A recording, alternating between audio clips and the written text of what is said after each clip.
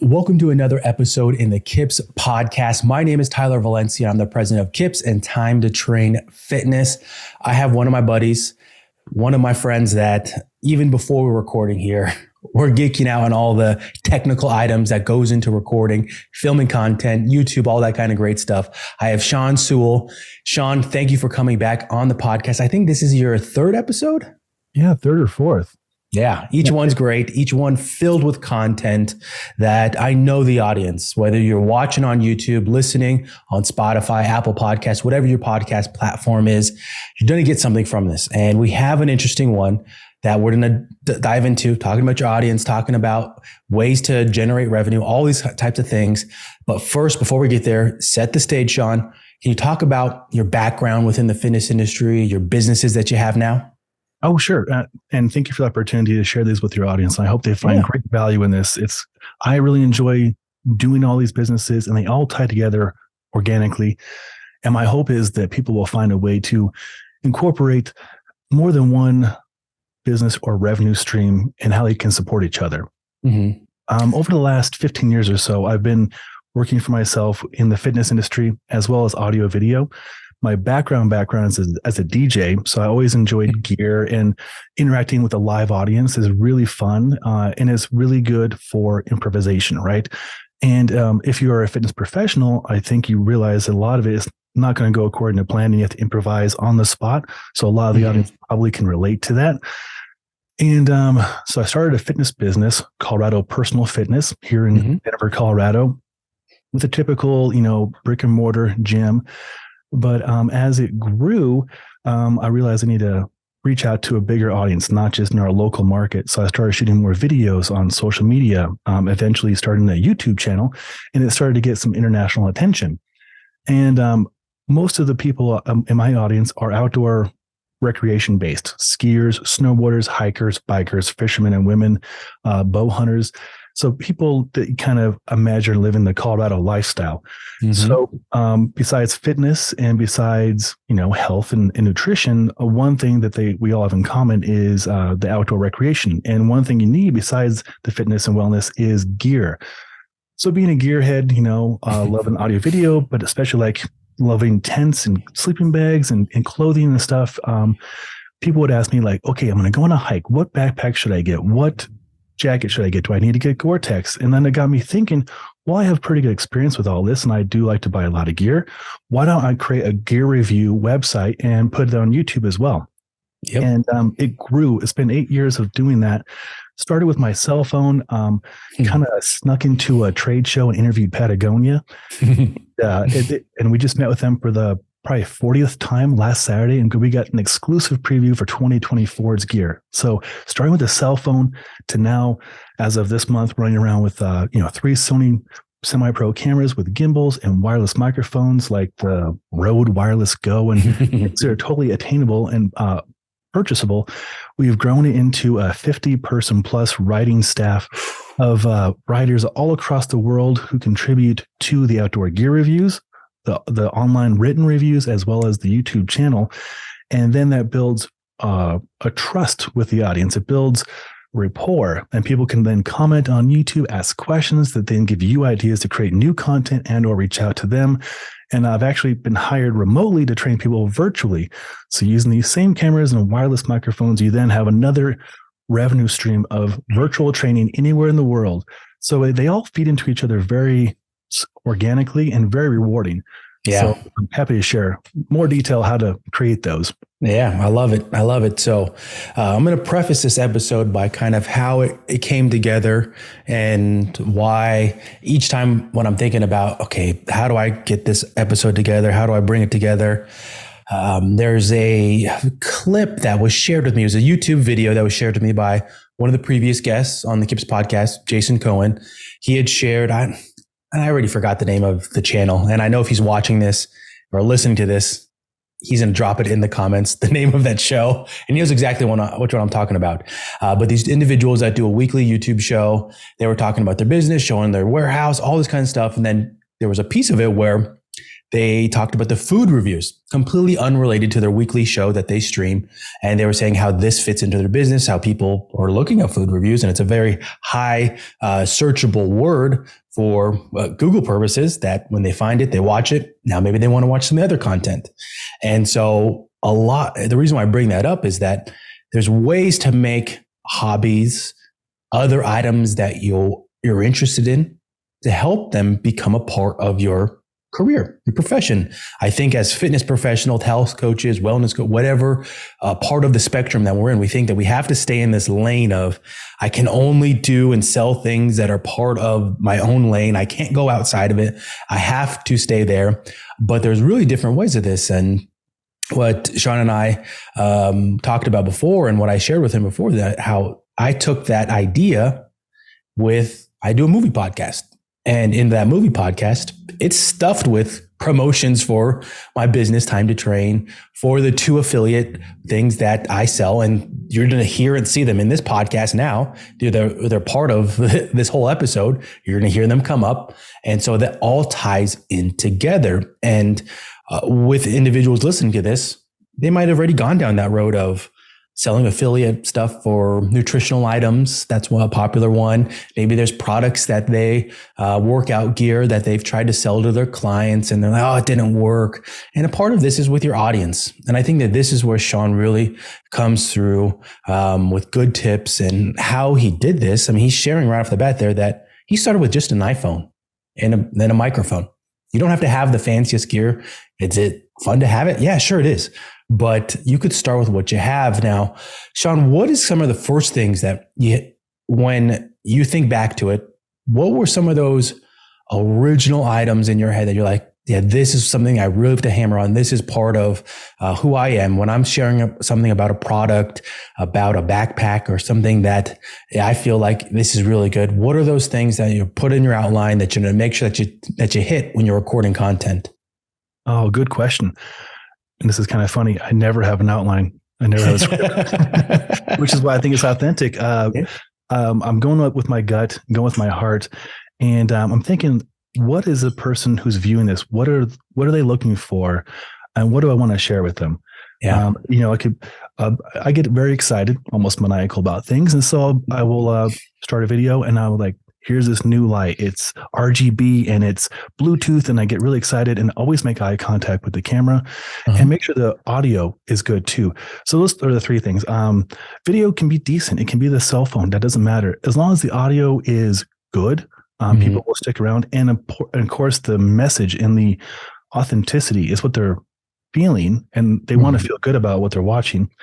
And so, yeah, if you're passionate about anything, it could be the protein powder, the yoga pants, the underwater basket weaving, whatever you're passionate about. As long as it comes through in the message, people will be very engaged, and then they'll build a rapport with you, and they'll probably ask you questions, and you can build relationships with them. So yeah, I don't have a script ever, and I probably should, and keep me on topic. But I'm really good at comprehension. So if I just shot a comparison video, it'll go live tomorrow, comparing the top 9 down jackets with 800 fill or more from Patagonia, Arc'teryx, North Face, Outdoor Research, all the top names. And the one from a crazy, literally called Crazy, it's an Italian company, it's 1000 fill. So I had to memorize, and I love memorizing all the stats. So off the top of my head, I can say this is a 7 denier compared to a 15 denier. This is 800 fill compared to 1000 fill. This has a DWR coating on the feathers. This does not. So some people might do really good with the script. Probably most people. I like to just go with the cuff, and I try and get it done in usually 1 take, but honestly, a lot of things happen. So it probably more honestly takes 4 or 5 takes, which as a first-time creator, I think they should embrace the creative process. It's never going to be perfect. And nobody's as hard on the content as you are. So just give yourself some grace. A quick little promo break here in this episode. If you're a fan of the KIPS podcast, you know that at some point there's a promotion for the Naboso Duo insoles. I just pulled these out of my shoes, gave them a quick rinse to get the sock dust off of them, and I wanted to talk about them because they're great. They're fantastic. They make an impact on your daily life. If you sit at a desk or if you're on your feet, sometimes your feet just feel achy, or maybe they feel like they went to sleep. That's for myself. I felt like after working a full day that my feet did not want to go to the gym, work out, do something active, and it led to some bad habits. But with these, I feel more active. I feel I can do more things, and I've been using them for over a year now. With your clients, with your family, with your friends, share them, talk about them, see what they think, because they really do make a difference. If your feet feel more active, you're going to be more active, and that equates to being more healthy. Check them out. There's a link in the description. See all the products they have, and let's get back to this episode. Yeah. Oh yeah. I literally last night, somebody that took one of my workouts with Time to Train Fitness, that's a friend of mine. He thought it was great that I messed up in it, how I admitted it, and I just kept rolling with it. How I pointed it out, and I just kept rolling with it. But that's that authenticity. Shows you're a real person. Yeah. I have heard of companies and individuals that really you have to hit it perfectly each time. If not, you got to re-record it. And you lose, in my opinion, some of that creative capacity because you're just trying to strive for perfection. And I think sometimes people can relate to a mistake or you being authentic in that way. When you're thinking of why a product, or when you're, even if you're going to buy something that you want to do a review on, are you thinking more about you, or are you thinking about more of the audience? What is going through your head? Oh, that's a good question. Usually me first, because then it's like authentic, as opposed to like Googling what is the number one thing, fitness shoe, and then reach out to the company to work with them. It starts from a genuine desire. Say I'll be in the gym. All the four coaches at our gym are now Engearment writers, and they, men and women, different backgrounds. And so they'll be like, we could really use this. And I'm like, why do you need this? And then that excitement, we write that down. That's the motivation to create the content for that video and that article. And so it comes from a genuine place as opposed to a research place. Nothing wrong with the research. If you want to do that, that's totally fine. But it comes from a genuine interest in the item. Yeah. So with Time to Train, I've had my instructors do reviews on products, and they always want some type of outline. They want to know the steps for it. And I kind of just stick to very basic things. I just say why you like it, say the price, description, how you use it. What are the things that you say to new people that are coming on for Engearment? I think you just nailed it. Yeah. A little bit about themselves, so people have context, how they use the product, what they liked about it, how it fit, if it's clothing, did it fit accurate, was it loose, anything that was a glaring issue. Usually there's not a glaring issue. And if there is, we don't waste time creating the content. We go back to the company and say, hey, the zipper failed, or what have you, because as a small business owner, I never want to go speak negatively about another small business. I don't want to see people rise up. We don't waste time on negative stuff. But if it's a small thing like the pocket sizing or something, we'll include that just to give some context for the viewer, or the listener, or the reader. And then in conclusion, who this might be ideal for, and a link to purchase it, of course. Yeah. That's one of the hard things I feel like when you're looking at companies, and if you want to do an affiliate, for KIPS specifically, a lot of the products and reviews that I do, they're Amazon based because in my mind, Amazon's trusted. But when you're going into other areas, even fitness related things, it's not so much a Amazon. Maybe that's on a small business site, and the buyer, they might have those questions about is this a relatable company, and maybe that's how they find you. They're searching on YouTube, they find a review, and they're like, okay, yeah, I do feel comfortable investing it. Something that they've been thinking about in their head about, okay, is this going to fit me? Is this going to work with my setup? All those kinds of things. if you're answering them and there's going to be somebody in that same boat as you. And I think that that's exactly what we're trying to hit on here, is that the authentic part, but thinking about yourself, how does it work for you? And I think that goes along too with your audience. What is your audience? How do you build them? Are they like you? Are they in that same boat? And, Engearment is with the outdoor space. And I feel like that's what really helps, is that there's always people like us that are just searching for new products, because it becomes almost addicting. Like any hobby you get into, you're just searching, okay, what is this and how does it work? And you want to get the new stuff and all that kind of great items. Now, tying this back to other parts of your workout, because I now want to make sure we bring in that other element. How do we bring this back to the fitness, your fitness works, or your fitness work, online workouts, coaching, all that kind of stuff? How do you tie that back into it? Good question. So, especially during COVID, a lot of us as fitness professionals probably went online in whatever capacity it is. And I feel like a lot of us were able to demonstrate the value of that service. I would say a third of my business is online. Every day I'm coaching online, or a combination thereof. And because of consistent, let's call it branding, not marketing. So I don't ever run an ad. It's just consistent content. People like that style of the outdoor recreation, of kettlebells, of body weight training, and they want to be part of it. I've had to turn down like at least half the business coming out of my way because I just can't handle that amount of workload at the moment. And so it's very flattering.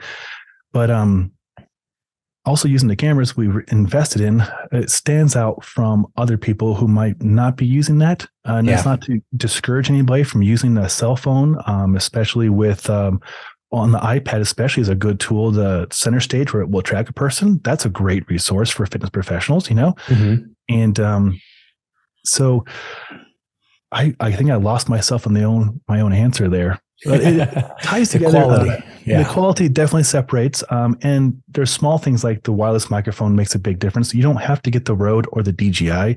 I did a comparison video in case anybody's curious on the Rode Video Mic 2 versus the Wireless Go 2 versus the DJI versus the Hollyland, which is half the price, versus some really cheap ones on Amazon for like $35. And guess what? The cheap ones get by. They work fine. Yeah.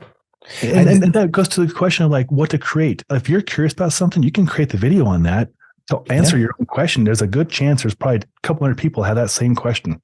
Yeah. Oh yeah. I mean, you hit it right on the head right there. I guarantee there's people that are searching for that same product, going through that. Do I buy this? That's how they find you. And, with how you're growing your audience, you're cultivating them. And I like how we got on this conversation of quality here and using them, because I think that that's somewhere that somebody that might be thinking about online, or they tried it, or they maybe want to add it. So maybe they're newer to online, that you could use this stuff for other areas. You don't have to just use it for, let's say you want to build your YouTube channel. You can do it for your streaming, your online workouts, and you can make everything go into different areas and get more use out of it. I think that having options for yourself these days in the health, fitness, exercise, wellness spectrum, I think that's only going to improve or benefit you in the long run. That you got to use these in other areas because you have them, and then all of a sudden you get into that practice of how do I make it better? How do I improve it? And I mean, Sean, if you want to cut to your B angle there, just look at Sean's desk. This is one of the coolest things. And this is a good spot for me to say how, if you're listening to the audio feed, that this is another one of the video podcast versions for the KIPS Podcast 2023, working on providing better content for our audience. And on the YouTube channel, you could see the video versions of these. You could see Sean. You could see Sean's setup here. And I mean, it's honestly like you're a director out here with the different stream decks, all that kind of stuff. Yeah. And so it's it gets to that place for you as a professional. You're turning into a career, and you're investing in more items with the quality. So I like how you mentioned that, how it all pays off into different areas. Yeah, I want to hit here now. your workflow. I feel like this is a great spot to hear it, because in my opinion, every creator has a different workflow. Every guest that I've had on so far that does online workouts, creates content, their workflow is different than my workflow. And I know that my workflow is different than yours in terms of you have an idea, you go shoot all on, and then you get it, all that kind of stuff. What is your workflow and some of the equipment that you're using from start to finish? Oh, this will be a fun one. We're going to drill down. Yes, about water. This is going to be a big one. Okay. Two main ways of doing it. I love to batch work. So I take Wednesday morning off from in-person meetings, and I go camping Tuesday into Wednesday.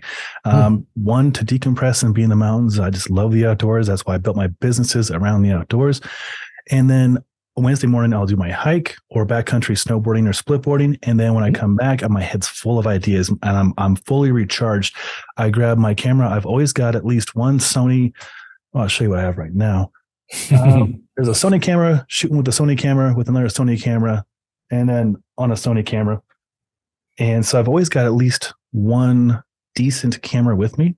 But again, it could be your iPhone, it could be your Samsung, whatever it is, as long as you have the idea, you can record with whatever. So I'll have, say, 4 to 6 items with me, and I'll be using them throughout the course of the day and the night before and the weeks before, and I'll develop my opinions and how I want to approach it. And then I'll go stick a tripod in the snow or in the dirt, wherever I am, and my dog Chloe's running around the background. And it sets a really enticing, in my opinion, setting. And this is also where I test this stuff. So people see these beautiful mountains of Colorado with a lovely dog running around, trees or snow. It's just a beautiful, I could just put the camera right there and I'm sure people will just watch it because it's very attractive and very engaging. And I get me, a dirtbag, just comes on there and talks about the item and just explains how I use it and what I like about it. I go through the measurements and sizing and all that stuff and try and think about what a person might be looking for online. They're kind of curious, like, what's the build quality? What's the denier? How does it fit a helmet? All these questions they might have. I kind of learn those questions. And so it becomes kind of a process, a workflow of an intro, who I am, what the company is, what the product is we're going to review. And then I have a little fun kind of 10-second montage kind of clip that I'll insert in editing later. And editing for me, I'll explain in a minute, is pretty minimal. So it's usually a 3 to 5 minute video, sometimes 8 minutes to 10 minutes. If you are monetizing your YouTube channel, and I recommend you do if you have over 1,000 subscribers, I believe it's 8 minutes is the sweet spot for additional revenue. And that could be the goal of creating the content, is to create more long form. You can also check your analytics on any kind of social media to see how long people actually view it for. So that might be a good tool as well to see if you create maybe a short form of something like a teaser on the vertical content, and then entice people or get them excited about the product. Like, next Tuesday, we're going to launch the 10 best bodyweight exercises, and then kind of build some hype around it, and then do the video. And you can also gauge how many people are interested in something, like kind of pre-sale something, like so many people get engaged. And if they're not that engaged, maybe you don't do it. That one from Pat Flynn, actually. So my workflow, basically, got a camera, got a wireless microphone, a lot of batteries, put it on a tripod, batch the work. And then option 2, which happens just as often, is in my everyday carry backpack, besides laptop and tablet and client notes, is I always have a camera, doesn't matter what brand, wireless microphones, and a tripod at the gym, as always, just ready to go. So say I'm working with Noble this week, which is a shoe company, and I'm using the shoes and all this stuff. I'm like, oh, I got a great idea for the video. And all this in between sessions, I usually have a 15-minute window I budget. That's enough time for me to push record, get 2 or 3 takes in there, and then go home that night and edit. And my editing process, Tyler, is very simple. I know a lot of people use Final Cut Pro or Premiere or DaVinci or a host of other ones out there. They're great. I use iMovie. Yeah. It's simple and it works. And I'm a Mac guy, so it just integrates really organically. So my workflow, get the idea either in batches, which is really nice because then you can populate on whatever platform throughout the week, throughout the 2 weeks, or you can do it spontaneous, which is a really fun way to do things too. Also with intentionally putting up videos. I put them up every day at noon, which is a lot of content. Mm-hmm. But, it could be 3 times a week. It could be 3 times a day. It depends on how much presence you want and what's better for your analytics. But here's a fun example. Utilizing these audio video skills and the reputation I've earned online, I've been hired many times to work with organizations I respect to do professional education seminars. Mm-hmm. Recently, I got to work with Pavel Tatulin and Brett Jones. I mean, those are the 2 of my idols, and I got to work with them for the 5th time presenting something, a seminar down in Miami, and that in itself is a whole nother business model right there. But also, it presented an opportunity for me to have 8 days away from interacting and doing coaching and doing videos. So I populated videos for those days I was gone. So there's always consistent content. Mm-hmm. And so that's something to think about too. If you have a family vacation or you don't feel creative for a few days, you can batch stuff and have it consistently populate. And your audience may learn to appreciate that at noon you have a video, or at 5 p.m. or at Monday at 5 you have a live stream, or what have you. That just the consistent, not perfect, but consistent content does go a long ways. Yeah. Yeah. Okay. So my brain was running there with like different ways to unpack these items. The first thing I wanted to throw out there was, if you're listening, that Sean was talking about his workflow, and, he brought up his example of the shoes. Now, if you're listening and you're thinking, okay, I have maybe an affiliate product, insert your affiliate product into that workflow to give you a roadmap. I feel like that's one of the best takeaways right now of this episode is just insert your own product. You have to think in terms of, here's my product that I'm trying to get to my audience. I know a ton of people that do affiliate marketing with the different types of nutritional items. And yet all they do is like snap a photo and they'll put it up there. And they might wonder like, okay, why is anybody buying it? Maybe you're not putting yourself out there enough to build the trust, talk about it in an authentic way. So insert your product into that workflow. Now you have a roadmap right there. The other key item that I took away from that was how many times you said tripod, and how, because I feel like that's one of the big things that anybody that makes content, why don't you have a tripod? Like if somebody's out there like thinking like, oh, I don't have one. Like I just put my phone up against the wall, or get a tripod. I have like a core. I said this in, I feel like my last podcast, I have a whole corner full of tripods in my office. Yeah. And I mean, they can be as cheap as $15, and they're as small these days as anything. They can fit in a backpack. So they're super easy to transport, pop open whenever you need to. And just how you mentioned between sessions, very easy to do that you can just pop it open, get whatever you need out there. And all of a sudden you have some content to put out there to schedule. And I mean, one of the big pieces that I talk about all the time these days is what you learn through content creation. Yes, I'm a fitness professional. I create content. I create education, but I consider myself more a content creator because that's where my mind, the content that I'm putting out, consistent, and then you're working on your quality, and then people are expecting it at a certain pace and all these kinds of items. But the content that you're putting out there, you learn so much from it. I can't even tell you. The best thing that I could say is, and I know I've said this before, is when I go back and look at content that I put out 2020, 2019, you're just like, why did I do that? Why didn't I fix that? And I mean, I'm sure you're the same, Sean, that you're just like, I learned so much from it. What do you feel like are some of those items that you're just like, wow, like through this whole process, these are the things I love that I learned this. Oh, for sure. And if I think you talk to any writer, author, presenter, they're going to say the same thing. If you're not almost embarrassed of your work 3 years ago, then you're not evolving enough. Yeah, I've got that from Dan John and Brett Jones, and professionals. And if they're saying this, it's a very true thing. I think I'm a nerd. I like the video quality. Like, I don't think anybody cares I'm shooting or potentially shooting 4K, 422 10-bit HDR, but I like it. Yeah. And somebody like you could probably appreciate it. And like the lighting, like you probably saw the lights like are automated, they turn on. Like it's just little things that I think at the very least, if they help motivate me to do a better job, then that's all that matters. Like, and I spend a lot of time studying YouTube professionals. We have hundreds of thousands of followers, and I think about their best practices, and I don't copy it verbatim. I don't want to have the structure and all that. I just want to see 3-point lighting. What is that? Is that doable? Yes, totally doable. Like a window, computer monitors, and like a $30 light. That's doable. Or you can go all out. I just bought a pretty cool light, but not necessary at all, right? But I think just learning the technical aspects is important, but more than anything, it's the presentation skills. Not saying as much. Looking at the camera better. The little things that anybody can do, regardless of the technology they're using. Yeah. Oh, yeah. Those interpersonal skills, I feel like I might even mention this before in a different podcast, how I'm going to take a step back. Those times where maybe I wasn't teaching group fitness, group exercise, and then I come back into it, it would take me like at least 3 workouts to get back into that flow. Oh, yeah. You're pacing. But with doing online workouts, and I recently taught in person, it had to be at least 4 months ago.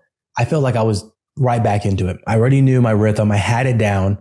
And those, I feel like, pay off into other areas whenever I speak at a conference. I already have the rhythm down. I have the timing down. My jokes, they hopefully hit a little bit better, even though they're not that funny in general. They hopefully hit better. And those things that you learn through creating content, it just helps out tremendously. The question that I now got to come back to, that I was thinking about when you were talking about previously with your workflow, had to do with platforms. Now, I feel like this is such an interesting one to ask. I'm going to give an example here. Jason Cohen, who started off the year coming on the KIPS podcast, they have over 200,000 subscribers on YouTube. I think around 15 to 20,000 on Instagram. But when I first met them and I first started talking with them, I think they had around 800 followers on Instagram, 60,000 on YouTube. So there wasn't as much emphasis for them on social media, on Instagram, because that's not where their audience was. For yourself, what are the platforms that you're utilizing with the content that you're making? Your business is obviously expanding. I feel like this is an interesting one to hear, because in my opinion, the creators that I know that are really thriving, growing, their platforms and where their audience is are completely different than sometimes what we're told from these gurus out there, where you have to be on this and doing this. Let me let you speak now. No, I think this is a fun question, and it's going to vary for everybody. Of course, I have Instagram, Facebook, YouTube, LinkedIn. Vertical content, I know it's catchy and people scroll through it. I have almost no interest in it. I only do it as an afterthought or as a teaser really quickly on my cell phone on YouTube, of all places, because YouTube Shorts is actually a very quickly growing segment. And then it can bring attention towards the longer form video or the podcast or the interview or what have you. So, and I like YouTube because it is the second biggest search engine. It's owned by Google, so it's not going anywhere. And you can present better quality. You can upload in 4K 60 frames per second, which is just, bonkers, or even HDR. You can also, most importantly, interact with your audience quickly. Like there's a free software, YouTube Studio. I'm replying to about 50 comments a day. So part of my workflow is in the morning replying to comments international. It's not just people in our little network here in Denver. It's all over the world. And the more public you are, the more you got to get used to not as pleasant questions sometimes. People can be keyboard warriors and you have to call them out. But on YouTube, because I learned a new tool on YouTube. You can block people forever from your channel and they'll never know. I have to do that about once a day. So they're busy masterful letters of hate and it goes to no one. So waste your time. But I love YouTube because it is mostly evergreen too. People, when you go to YouTube, you're looking to learn. How do you fix the scene? How often should you change your oil? How does this thing work? You can be the teacher for these people. You can teach your content to people. Whereas I feel like this is me being a little bit judgmental. On TikTok or Instagram, I don't think people go there to learn. They may learn something on accident as they scroll through, but they're probably not going through saying how to do a kettlebell swing. Yeah. At least not how I use it. The also the audience that I feel is involved with Instagram and TikTok and other quicker formats is their less attention span. So it hasn't been the best return on investment of my time. I still post on there. I honestly spend about 15 minutes every other day on Facebook and Instagram, only so I can keep up with family and friends and just try and encourage them on birthdays and stuff like that. And then secondarily post something we did from the website, from YouTube, or a video I might have shot of my dog, just really low key stuff. But Facebook has been okay as well. I mean, there's a couple thousand followers I have on there, and that's mostly just people I know their full name. I know their family. I can shake their hand. They're real friends. YouTube, I just love YouTube. And also my website, Engearment, and also Colorado Personal Fitness has a website as well. But the Engearment website is a great platform because it can consolidate all of these things. You can consolidate all your social media, the YouTube videos, articles, which are relatively easy to write.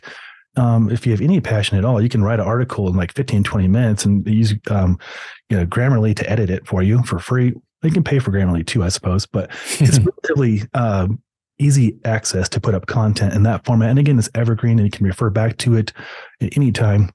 Yeah. So long-winded answer, YouTube, website, a bit of Facebook, I suppose.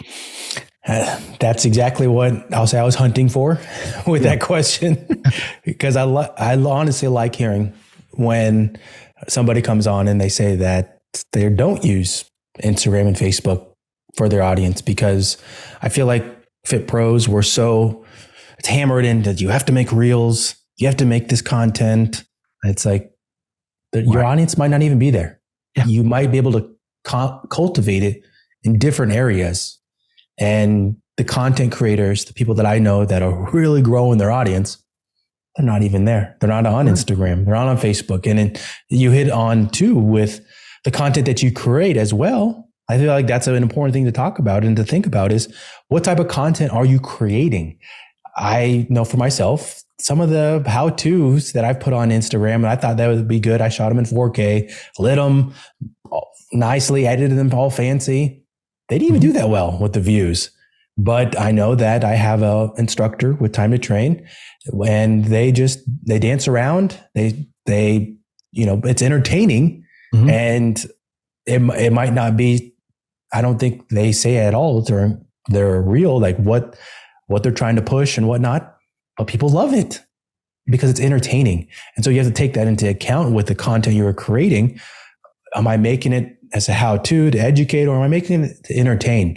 So, go down that route of what is it going to be? What am I going to do? How am I going to put it together? All those types of things. And you come into a place, what platform should I then be at? And I know that I shared in a podcast, I think it was this year, about how I got rid of Twitter for my business and also LinkedIn. My audience is not there. Why would I pay? I was paying, I feel like $15 a month for a poster to go on there to push our content onto those, and we weren't getting anything from it. And it was taking time out of my schedule. And I feel like for my business workflow and where my audience is, using things like you and I talked about off the recording, I feel like YouTube, the community page, and also replying to comments, that is more powerful for your business. Shows engagement for your channel. So then YouTube's going to want to show your channel, your videos, your content to more people. And all that starts to come back with building it more and scaling it up, in my opinion. Yeah, no, you're absolutely right. And I feel like on YouTube, you can give a direct link to a service or a product. If you are selling, like if your protein powder and yoga pants, you can put a link to purchase right here. As opposed to on Instagram, it's pretty tricky. Like, and even if you put it in your story or reel, who cares? Like the product, I see it. Yeah. But that's my experience with Instagram. And I know a lot of people, they find value in creating content, but I watch a lot of people create very involved, pretty elaborate reels that or stories, and then it just kind of goes away. I'm like, you could have spent half that time making something that's evergreen that helps people, in my opinion, if that's a goal, for a much longer time and a better return on your investment of time. But 100%. 100%. And before we get to the last question, the podcast segues, we've been talking about a little bit about YouTube, and I want to make sure that talk a little bit more into it because I know I hammer away. I just did a podcast episode talking about why I believe every fit pro should be on YouTube. For yourself, for your businesses, what are some of those things that you really enjoy about YouTube? I love the connection to the international audience, and I learn on there. I if I want to learn something, I go to YouTube. And then also I learn from the audience what it is they want. And I think as a business owner, if we just use the two holes we have on our head as opposed to the one hole, and we listen to what people are saying, they'll tell us what they want. And if it's within our wheelhouse or in our integrity, you can create that thing that they want. Simple. Yeah. Oh yeah. I think that you're hitting it right on the nose with what YouTube is. It's a platform to learn. And it's such a great tool. I think we're in the same boat where I've watched YouTube a lot during the day. I watch a plethora of things. I don't just watch one certain thing. I mean, I watch all the hobbies that I'm into. I go on there and I watch them. Whether it's about movies, whether it's about disc golf, whether it's about food, all that kind of stuff. I go on there and I watch videos about it. And it's such a great tool for a business for finding your audience, growing it. And I think I got to mention again what you mentioned with the linking, because that's such a big benefit that I didn't even think about until you mentioned it, how you could put direct links to your website, to your affiliate link, to your social media links, all those kinds of things right in there to help grow.